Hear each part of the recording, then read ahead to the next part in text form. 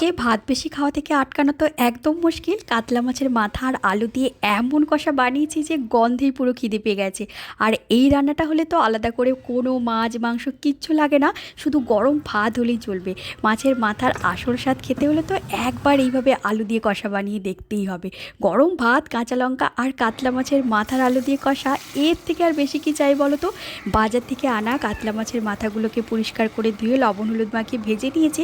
ওই তেলের আলু টুকরোগুলোকে দিয়ে লাল লাল করে ভেজে তুলে রাখলাম। ওই তেলেই শুকনো লঙ্কা, তেজপাতা, জিরে ফোড়ন দিয়ে পেঁয়াজ কুচিটাকে ভালো করে ভেজেছি।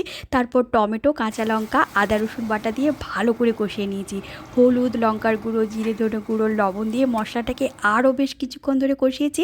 তারপর ভাজা আলু, মাছের মাথাটাকে দিয়ে সব কিছু ভালো করে মিশিয়ে জল দিয়ে ঢেকে দিয়েছি কয়েক মিনিটের জন্য। শেষে গরম মশলা দিয়ে নামিয়েছি। ব্যাস, গরম ভাতের সাথে একদম জমে যাওয়ার মতো এই কষা রেডি। নেক্সট রেসিপির জন্য তাড়াতাড়ি করে সাবস্ক্রাইব করে